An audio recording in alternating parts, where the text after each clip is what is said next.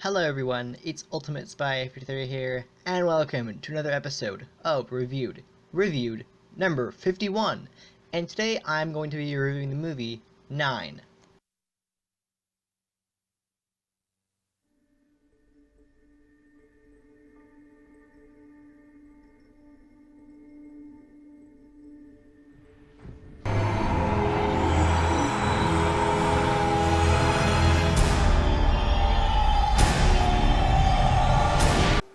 So this movie was fairly interesting. I liked it. It was pretty good actually. Not the best movie ever, but I'd say it was definitely a very good animated movie. I enjoyed it.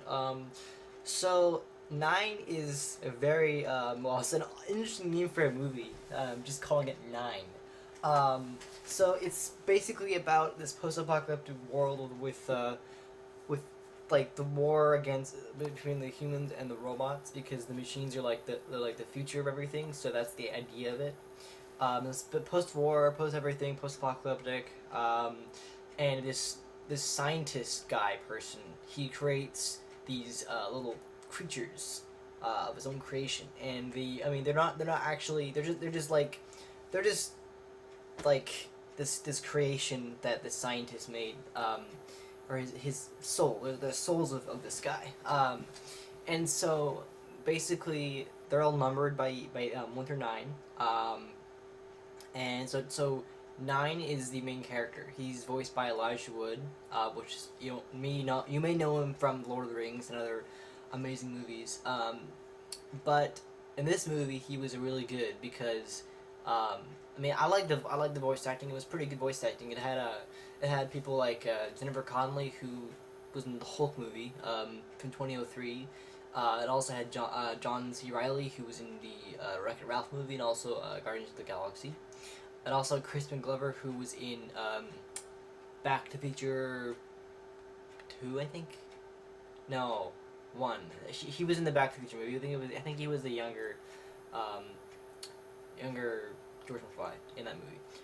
And also it had, of course, other actors I don't really know much about because I'm not gonna say them. But the main voice was Elijah Wood, and it was basically him, getting everyone together. Like he encounters another one of his kind, known as two. Because each of them have their own little numbers on the back of them or whatever wherever they are. What I like, you may not know this, but I'm a big fan of numbers. That's why I do this show. I emphasize the number because that's just what I do. I like it. That's what my thing on my channel is. I pick a new show and then I put a number in it.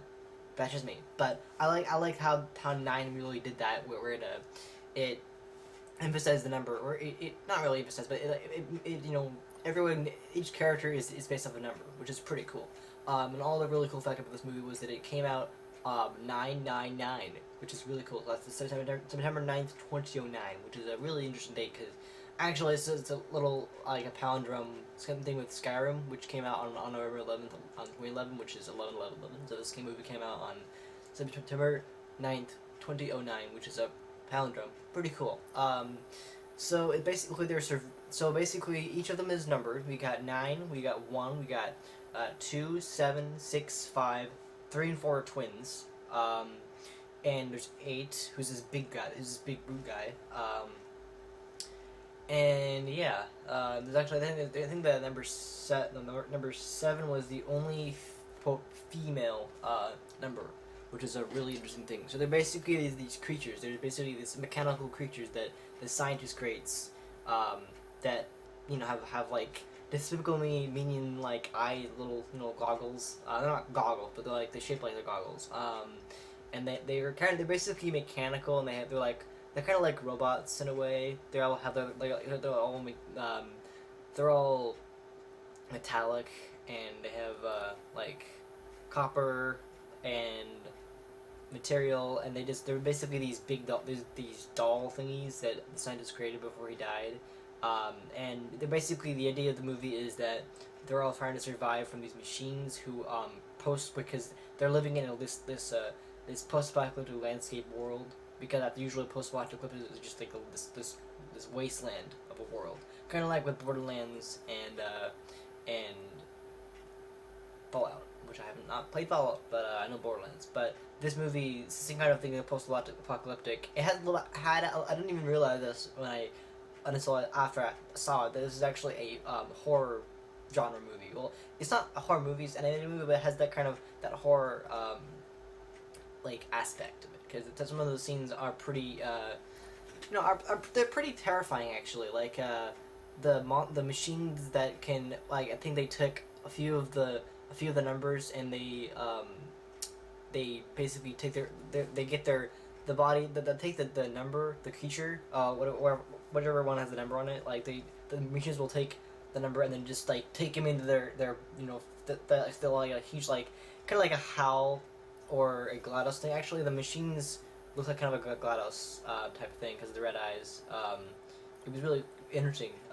But basically, they would kill the creatures they would kill the numbers, and it would be like it's kind of like a horror is because it is kind of disturbing to see them like because how it works is that the machine would like take out their shoot like this beam of into their body and then they're like their eyes, their mouth, and um, actually just their eyes and their mouth would just go like this, like that. It would like they were just like it's like mummifying them or something. It's actually quite terrifying, even from an animated brief way. I didn't even know it was a. It's not a horror movie. It just has that horror aspect, kind of like that dark aspect because Focus Features the people who made this movie. They actually did they partnered with Leica on a lot of their movies, like all the stop motion movies from Leica, Coraline, Paranorman, Box Trolls, Kobu. They were all co-produced by Focus Features, and Focus Features also made this movie, which was kind of that dark aspect to it. So basically, they're fighting for survival, and each of the numbers get killed. Even though it's supposed to be an animated movie, but it's still pretty dark. So they're trying to fight, and I think number one is the one guy who does not like everyone. He's kind of like the ruler of the group, and it's really an interesting movie. It isn't the best movie, and it isn't the worst movie. It's just like an average okay, it's okay. I thought it was pretty good. It was actually one of the shortest movies I've seen. I mean, I've seen movies that are shorter than this. I think the 100 Line. No. I believe Return of the Jafar, the Disney movie, that was even shorter. So this movie is only an hour and 19 minutes, which is pretty short.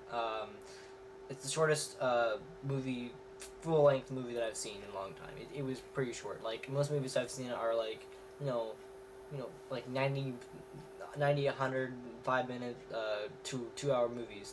They get pretty long, but this movie was nice and short. It was an interesting take on a movie. It was really good. I mean, I love the voice acting. Some of my I can entirely see it was Elijah Wood because I already knew it was Elijah Wood because I had only seen this once before, and I seen it pretty recently. It was really good.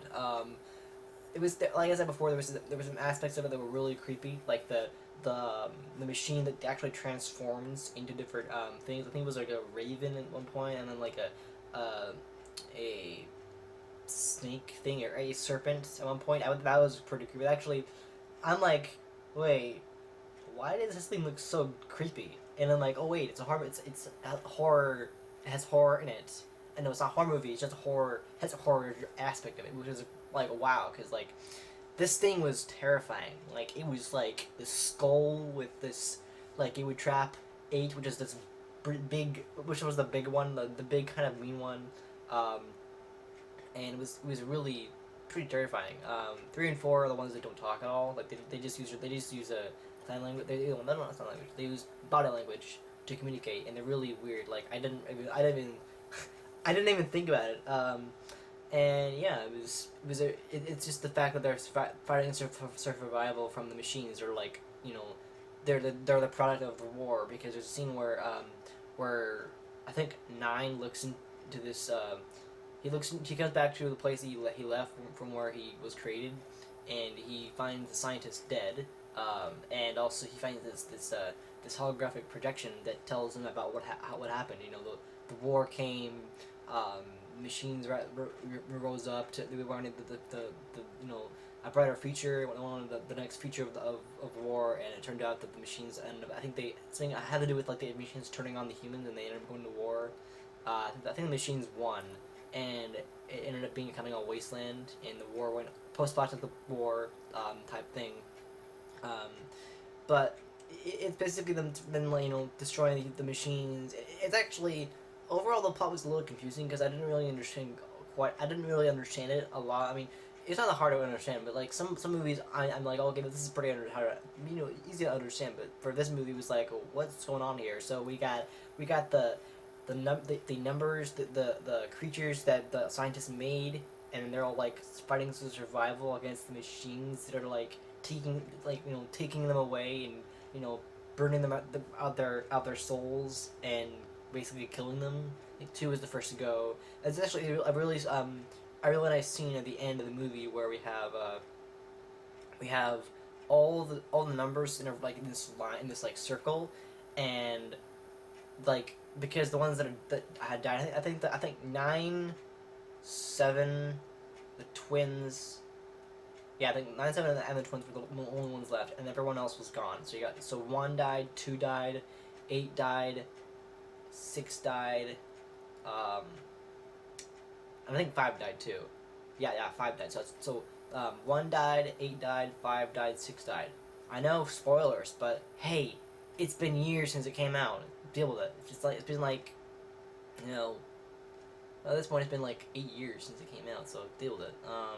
Well, not technically because it's only February, but you know what I mean. But it was actually really nice.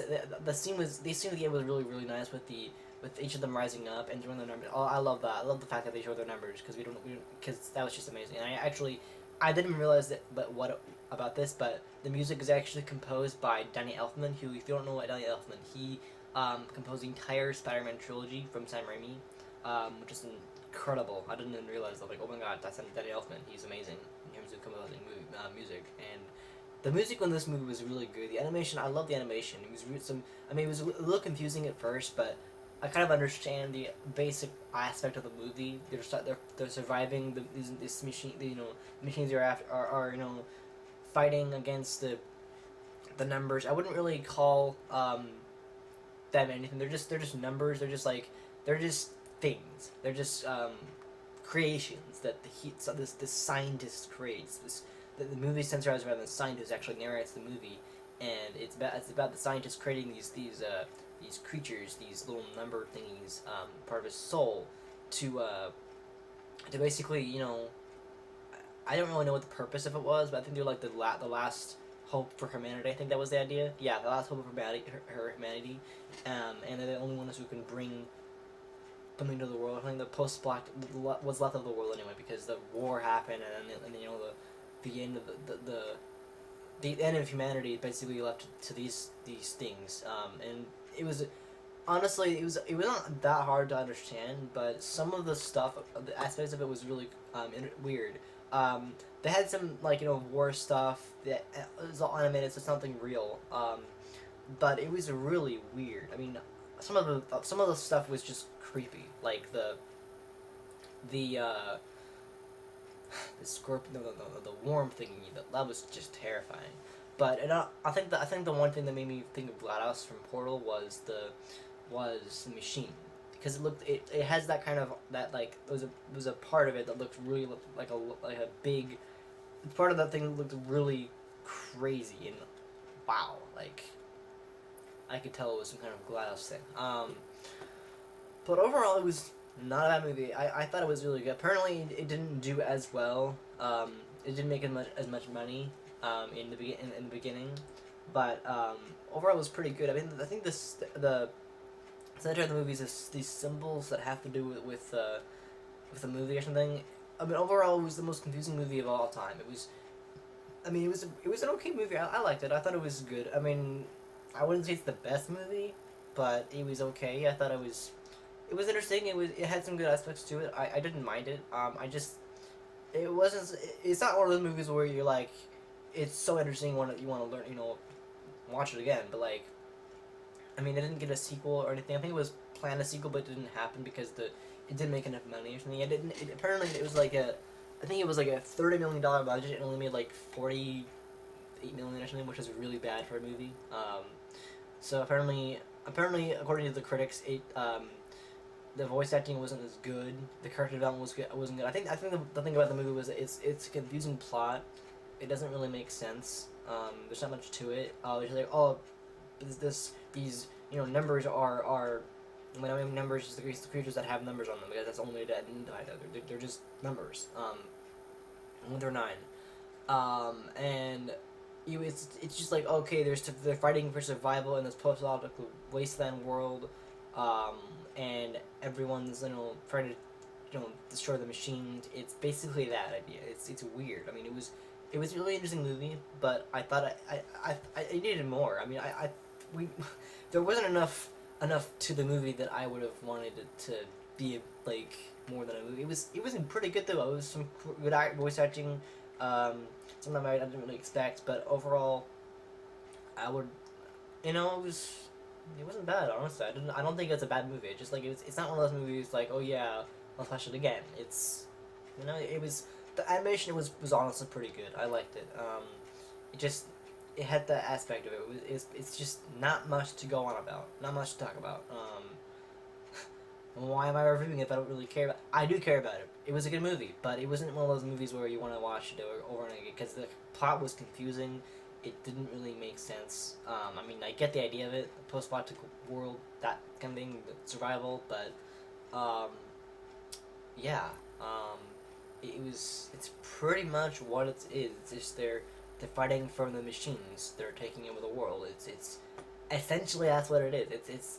It's pretty much what it is. I thought it was pretty good. Honestly, it was really really well done. I thought it was, I mean, not the best movie in the world, but better than nothing, I suppose. I thought it was, I think Tim Burton directed it. No. Who directed it again? I think it was Shane Acker, right? Sorry. But I think Tim Burton actually helped out and produced it, so it has the kind of vibe to it, that really good vibe. So yeah, overall, what did I think of this movie? Not bad. I can say it's a really nice movie. It's fairly good. I didn't mind it at all. It was good. I didn't have problems with it. Overall, what would I rate it? Well, because of the plot, how it's confusing, I'd give it a 7 out of 10. And I do out of 10. But then again, he does it a bit differently. He does it out of 5. I did it out of 10. So I would take it a 7 out of 10 based off the plot. It didn't really make sense. I mean, I get the idea of it, but it could have been more. I wanted more of it. Like, that's it. There's more. There's no more of it. That's it. I mean, I like the music. I love the music. It was actually some pretty good music, but overall, there wasn't much to it. Honestly, it wasn't. It was. They could have added more to it. They didn't really develop the plot well. That's the problem with it. I mean, the casting was great. The voice acting was pretty good voice acting and pretty good. The animation was nice. Everything about it was nice, but the story, the plot, it didn't give us much. I mean, we got some aspect from the holographic news things where the scientist tells about his creation. It's I'm creating you for the war, or I'm creating you to survive, or something like that. You're the last your world's the last of humanity, or something like that. But that's about it. So yeah, that's all I can say about it. Anyway, I think that'll do for this review. That's all I really can say about this movie. Not bad, but you could have done better, I suppose. It would have been a lot better if you had more dynamic to the story in the movie. More plot to it. Just give us more. Even if it's a sequel, please. So yeah, anyway, thank you for watching this review. I hope you enjoyed it. If you did like it, make sure to give it a thumbs up. Subscribe to my channel for more episodes. And leave a comment down below if you'd like to, tell me about what you thought of the movie, and other things. So yeah, anyway, thanks again for watching this episode. If you click to your right here, you'll see last week's episode where I reviewed Beauty and the Beast for episode number 50. And you can click right here to go to the full playlist where I have every episode I've reviewed so far. So yeah, alright, I'll see you next time for the next episode. Alright, see ya.